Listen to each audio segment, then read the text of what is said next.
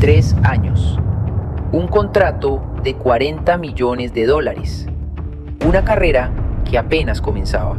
Aaron Hernández no solo era una estrella en ascenso de la NFL, era el sueño americano hecho realidad. Fama, dinero, reconocimiento, poder. Y aún así, terminó en una celda. Pero este no es solo un caso criminal, es la historia de cómo una persona puede perderlo todo cuando las heridas del pasado, los vicios y la presión interna se combinan en silencio. Porque Aaron no se destruyó en una noche, se fue rompiendo durante años. El inicio de todo. Para entender la caída hay que volver al principio. Aaron creció en Bristol, Connecticut. Desde pequeño mostró talento excepcional para el deporte. Pero dentro de casa, la historia era distinta. Su padre era conocido por ser extremadamente estricto, dominante y violento. Diversos testimonios describen castigos físicos frecuentes. En psicología, cuando un niño crece en un ambiente donde el miedo es constante, su cerebro se adapta para sobrevivir, no para desarrollarse emocionalmente.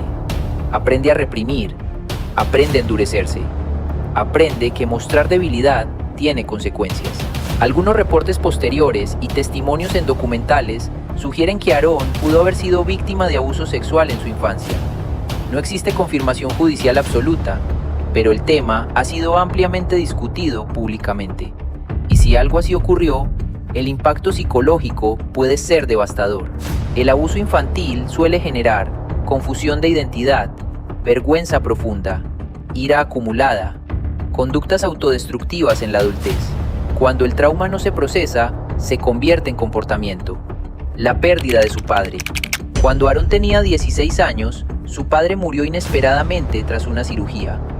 A pesar del maltrato, su padre era la figura central de su vida. Para muchos jóvenes, la muerte de un padre es dolorosa. Para alguien con una relación basada en miedo y validación, es desorientadora. Se pierde el control, se pierde la estructura, se pierde el límite. A partir de ese momento, según personas cercanas, su comportamiento comenzó a cambiar. Más impulsivo, más desafiante, más expuesto a malas influencias. Un adolescente sin guía emocional, con talento extraordinario y sin supervisión real. Eso no suele terminar bien. El éxito como escape. El fútbol se convirtió en su refugio. En el campo era admirado, era fuerte, era respetado. El deporte le daba lo que emocionalmente le faltaba: validación. Llegó a la Universidad de Florida, donde destacó como uno de los mejores alas cerradas del país. Pero incluso ahí comenzaron los problemas fuera del campo: investigaciones, conflictos, comportamientos cuestionables. Y aún así, su talento era tan grande que la NFL apostó por él. En 2012, firmó una extensión de contrato con los New England Patriots por $40 millones. Tenía estabilidad económica asegurada para toda la vida. Pero aquí hay algo importante: el dinero no reemplaza la salud mental. El éxito no repara traumas infantiles. De hecho, a veces el éxito solo amplifica lo que ya estaba roto. El cerebro dañado. Tras su muerte, estudios médicos revelaron que Aaron padecía CTE, encefalopatía traumática crónica, una enfermedad cerebral asociada a golpes repetidos en la cabeza. Lo impactante fue que el nivel de daño encontrado en su cerebro era extremadamente severo para alguien de apenas 27 años. El CTE está relacionado con impulsividad extrema, depresión, paranoia, dificultad para regular emociones, conductas agresivas. Esto no justifica decisiones, pero sí ayuda a entender que su capacidad de control emocional estaba deteriorada. Ahora, imaginemos la combinación: trauma infantil, duelo no resuelto, consumo de drogas, daño cerebral progresivo, presión mediática constante. Es una tormenta perfecta. Los vicios y las malas decisiones. Desde joven, Aaron consumía marihuana con frecuencia. Algunas personas cercanas señalaron que su consumo aumentó con los años. En psicología, las adicciones muchas veces funcionan como anestesia emocional. Cuando una persona no sabe cómo procesar su dolor, lo adormece.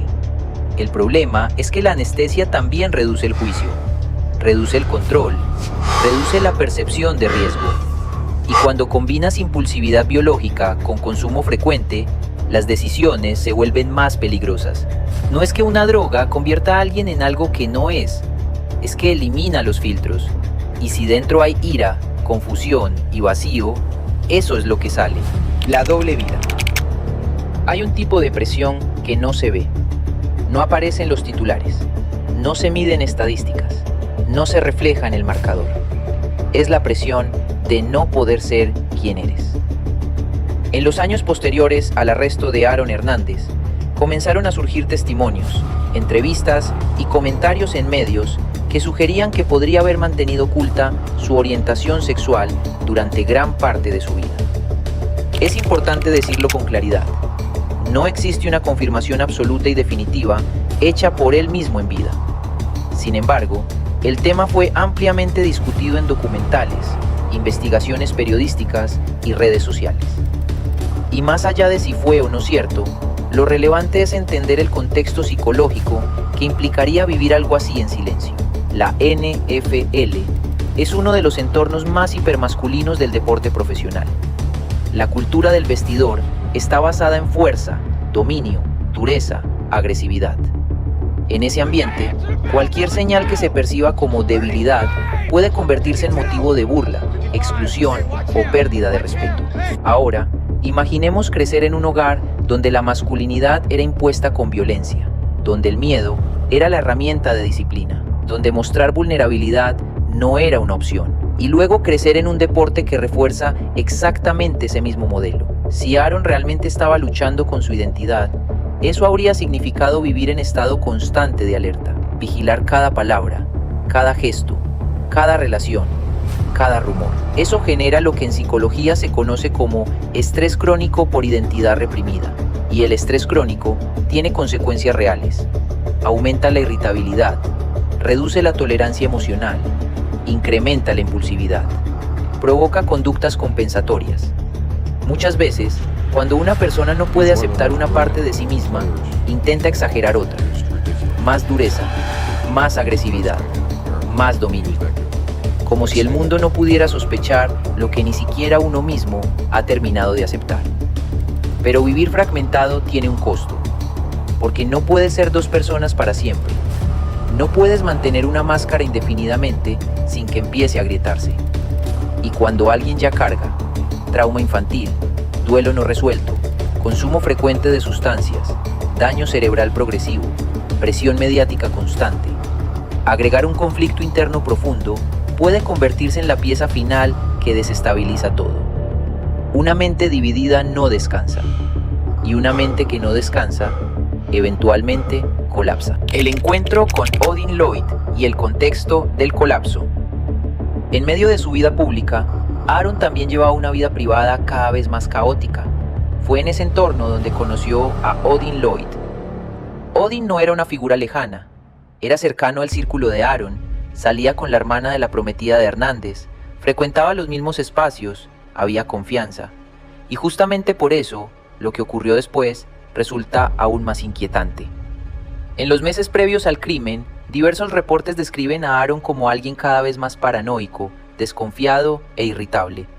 Personas cercanas hablaron de cambios de humor intensos, de sospechas constantes, de una necesidad creciente de controlar lo que ocurría a su alrededor. Cuando una persona vive con trauma no resuelto, daño neurológico y consumo frecuente de sustancias, su percepción de amenaza puede distorsionarse. Pequeñas situaciones pueden sentirse como traiciones enormes, comentarios pueden interpretarse como ataques, rumores pueden convertirse en peligros imaginados. Según las investigaciones judiciales, Aaron llegó a creer que Odin Lloyd podía haber hablado con otras personas sobre asuntos que él quería mantener en secreto. En una mente regulada, eso habría generado una conversación. En una mente deteriorada, puede convertirse en amenaza. Y cuando alguien vive en modo constante de defensa, responde atacando. La noche en que decidió encontrarse con Odin no fue un arrebato espontáneo sin contexto, fue el punto culminante de una espiral.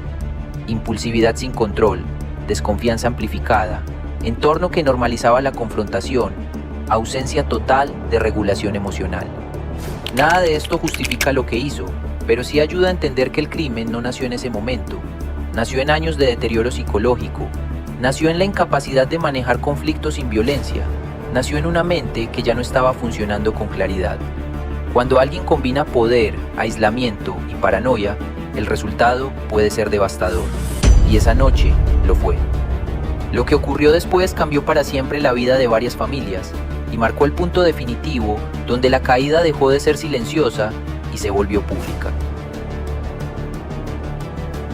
El punto de no retorno. Las tragedias rara vez comienzan con un solo acto. Comienzan mucho antes. Comienzan en la acumulación, en pequeñas decisiones que parecen insignificantes, en impulsos que no se corrigen, en comportamientos que nadie confronta porque el talento lo compensa. Durante años, Aaron fue protegido por su habilidad atlética, en la universidad, en la NFL, en su entorno cercano. El talento suele generar tolerancia, y la tolerancia genera permisividad. Cuando alguien rinde en el campo, muchas veces se ignora lo que ocurre fuera de él. Pero justos internos no desaparecen porque el marcador esté a tu favor. Se intensifican. El CTE afecta las zonas del cerebro encargadas del control de impulsos y la regulación emocional. El trauma infantil altera la forma en que una persona percibe amenaza y reacciona ante ella. El consumo frecuente reduce aún más los filtros racionales. Y el estrés crónico mantiene al cuerpo en modo defensa constante. Es una combinación peligrosa, porque cuando el cerebro funciona en modo supervivencia permanente, cualquier situación puede interpretarse como amenaza. Y cuando alguien vive sintiendo amenaza, responde con ataque. No necesariamente por maldad, sino por desregulación. Eso no elimina la responsabilidad, pero sí cambia la pregunta. Tal vez el verdadero punto de no retorno no fue una noche específica. Tal vez fue el momento en que nadie intervino. El momento en que nadie dijo, esto no está bien, necesita ayuda, algo está pasando. A veces el colapso no es repentino, es estructural. Como un edificio que parece sólido desde fuera, pero por dentro tiene las bases debilitadas. Aaron Hernández fue responsable de sus decisiones. Eso no está en discusión. Pero reducir su historia únicamente a un crimen es simplificar algo mucho más complejo. Porque cuando analizamos su vida con distancia, vemos algo más inquietante. Vemos a un niño criado en el miedo. Vemos a un adolescente que perdió a la única figura de autoridad que conocía. Vemos a un joven que nunca aprendió a gestionar emociones. Vemos a un atleta golpeado físicamente durante años. Vemos a alguien que posiblemente estaba luchando en silencio con su propia identidad. Vemos a una mente deteriorándose mientras el mundo solo celebraba su talento. Y entonces surge una pregunta incómoda. ¿En qué momento empezó realmente la tragedia? ¿Fue aquella noche o fue años antes cuando nadie atendió las señales? Aaron tenía $40 millones, pero el dinero no compra regulación emocional, no compra identidad resuelta, no compra salud mental, no compra paz interna. El éxito puede esconder fracturas profundas, y quizá lo más perturbador de esta historia no es el crimen, es que todo el sistema alrededor parecía más interesado en su rendimiento que en su bienestar. Mientras anotara touchdowns, todo estaba bien, pero no estaba bien, nunca lo estuvo. La historia de Aaron Hernández no es solo una advertencia sobre las malas decisiones, es una advertencia sobre lo que ocurre cuando el dolor no se atiende, cuando confundimos dureza con fortaleza, cuando confundimos silencio con estabilidad.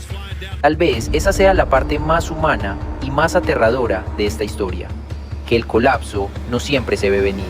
Hernández lo perdió todo, pero tal vez lo más triste es que, en muchos sentidos, ya estaba perdido mucho antes. Y la pregunta final no es si merecía las consecuencias.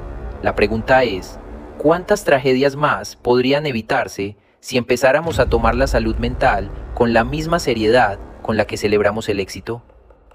Si este análisis te hizo reflexionar, si te gusta que abordemos los casos desde una perspectiva más profunda y psicológica, Te invito a darle like al video, seguir mi canal y activar la campanita de notificaciones para que YouTube te avise cada vez que suba un nuevo episodio. Aquí no solo contamos historias, intentamos entenderlas. Nos vemos en el próximo caso.